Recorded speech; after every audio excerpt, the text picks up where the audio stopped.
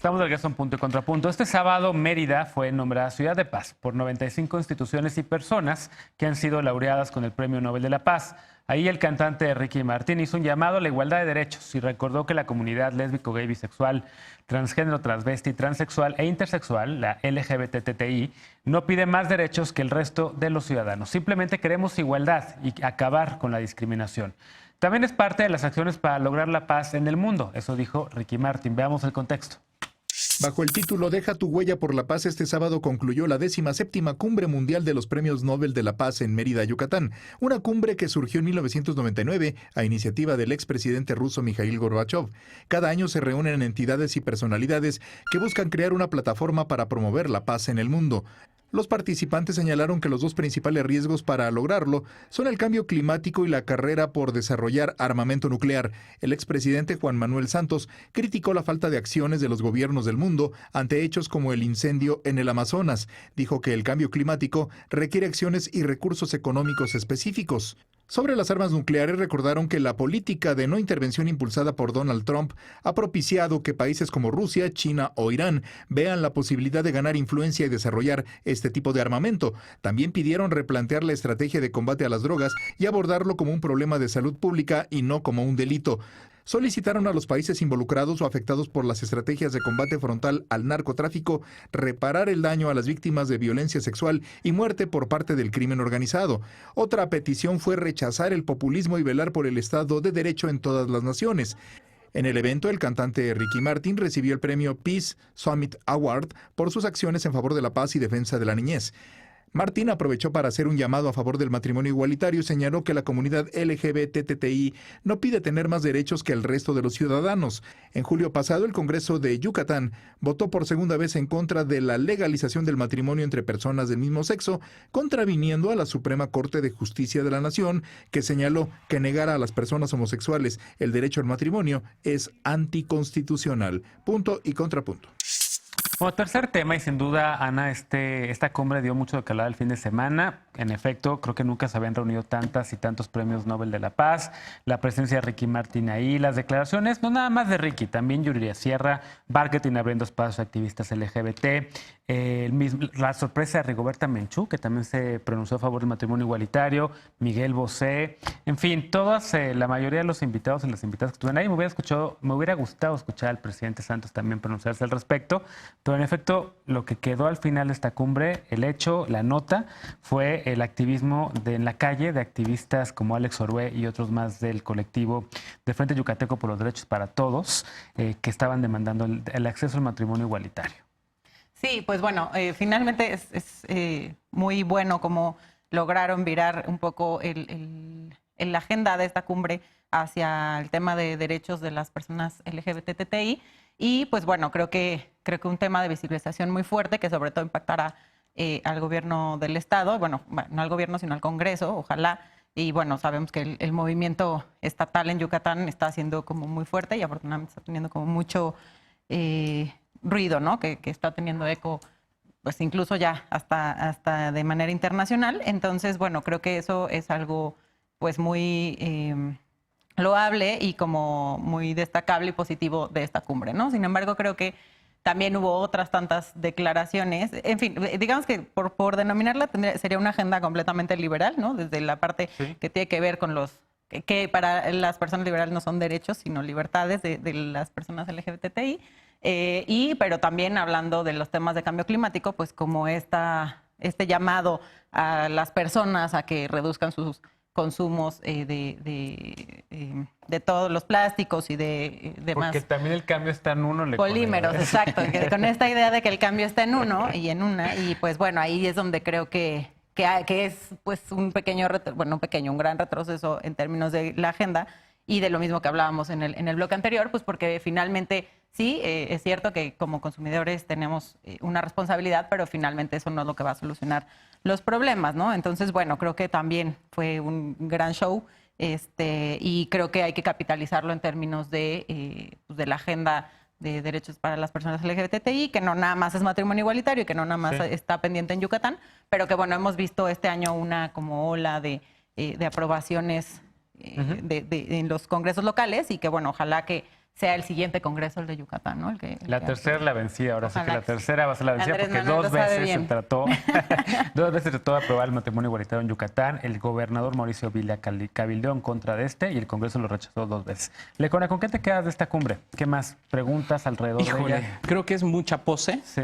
Ya lo decía ahorita mientras escuchamos la nota. A mí al final no me da la impresión de que esto tenga algún efecto que trascienda la propia cumbre más allá de lo mediático. Vaya, si hace un rato decía que la Asamblea General no servía de mucho, pues esto pues mucho menos, ¿no? Se me hace un despliegue de recursos y que qué bueno, ¿no? Que y ni el sabemos turismo, cuánto y Yucatán. costó, ¿no? No sabemos cuánto costó. Le puede preguntar. Bueno, a lo mejor yo hice una mala búsqueda, pero yo hoy no encontré en el rato que le estuve tratando de localizar la declaración de Mérida, donde vienen los principios estos, parte de lo que mencionaba Ana sobre cambio climático, del cual pues, fue muy popular porque es políticamente correcto y fue el tema de moda y cayó en el Friday for Future, que se pronunciaran en contra del cambio climático y con acciones y bla, bla, bla, pero se me hace mucho bla, bla, bla y poco... Mucho ruido, pocas nueces. Mucho ruido y pocas nueces.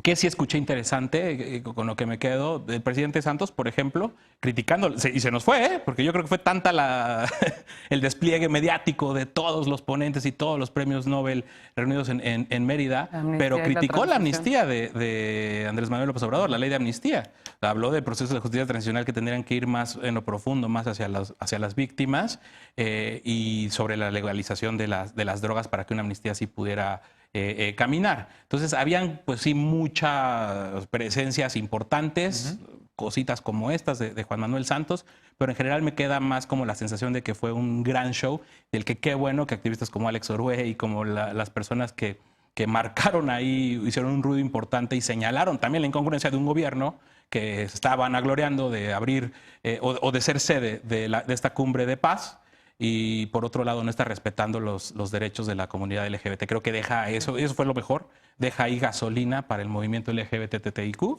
y para adelante. Y que por cierto también acusaron de censura, porque no dejaban entrar a varios activistas al recinto donde se con hizo todo el registro. Que habían pagado.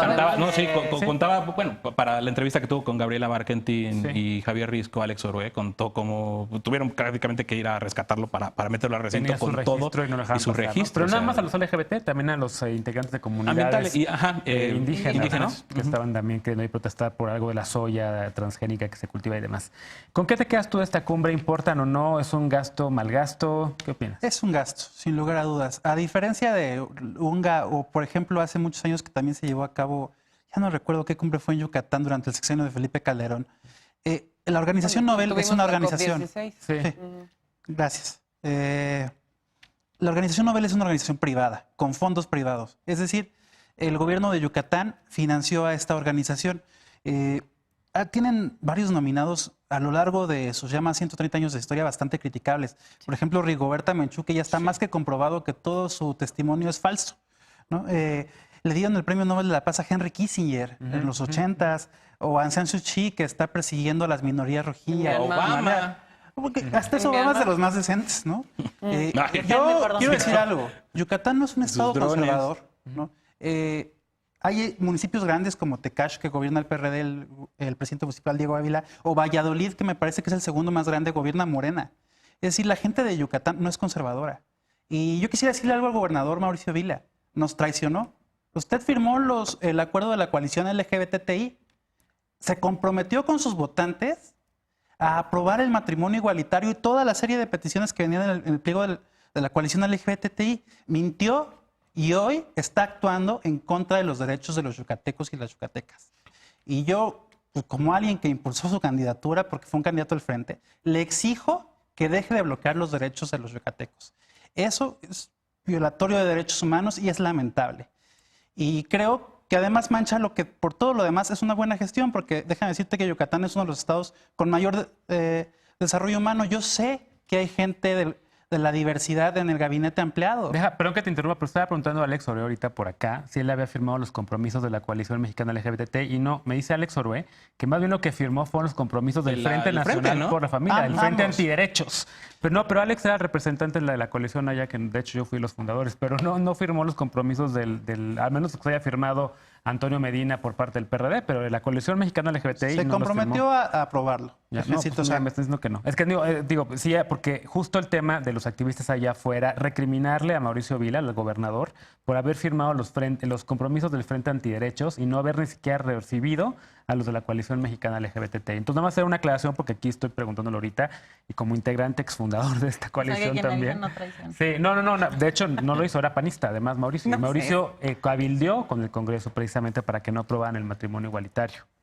Entonces digo, nada más como aclaración. Sí, se cabildeó, pero me parece que durante toda la campaña tuvo otro discurso respecto a los derechos LGBTI. Yo recordaba que sí los había firmado. Sí, no, fíjate que no. Aquí está. Estuvo en un evento junto con las candidaturas de esa coalición del PAN, PRD, Movimiento Ciudadano, pero no firmó y sí firmó las del Frente Nacional. Me acaba de confirmar Alex Orbea. Es lo que pasa cuando las coaliciones PRD, PAN. Bueno, ¿con qué te quedas de esta cumbre, Lisa? ¿Qué te gustó? Yo con Juan Manuel Santos, por supuesto, porque esta es la primera vez que un premio Nobel de la Paz habla de la fuente fundamental del empoderamiento del crimen organizado, por lo menos en las Américas, que se llama prohibición de las drogas, ¿no? Para mí sí fue música para mis oídos. Me queda claro que no tiene, digamos, no es ninguna sorpresa, en tanto que los dos gobiernos de Santos sí hicieron mucho por avanzar la agenda de drogas en Colombia.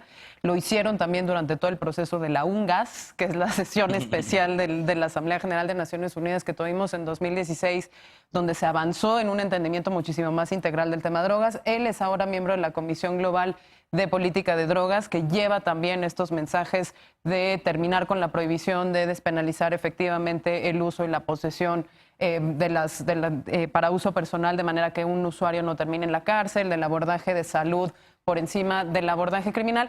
Y me dio muchísimo gusto que cayera cerca de estas fechas en las cuales en México Unido ganamos estos amparos sobre el tema de cocaína, porque me parece que es ponerle el punto a la I a un montón de gobiernos que no están de acuerdo con que ciertos países avancen con agendas de despenalización, como puede ser el caso de Estados Unidos, de Rusia, de Singapur, de Myanmar, de Malasia, ¿no? Un montón de países conservadores, el bloque árabe del Medio Oriente, que no han querido que el resto del mundo pueda avanzar y que sí nos han querido exportar y subrogar los costos de mantener pues, un crimen organizado empoderado altamente lucrativo, ¿no? A costa de que ellos no consuman, sin ellos tomar necesariamente las medidas necesarias para solucionar sus propias crisis de consumo. Entonces, para mí fue espectacular el hecho de que se haya hablado de esto, el hecho de que se haya hablado también de migración en México, ¿no? Visibilizando las consecuencias de las últimas políticas que hemos tenido de contención de los centroamericanos, y que se hubiera hablado también del plan de desarrollo de Centroamérica. Me parecieron buenas noticias. Pues me dio mucho gusto ver ahí colegas mujeres cubriendo, sobre todo, por ejemplo, Carla Iberia, Gabriela, mucha Paola mujer. Rojas.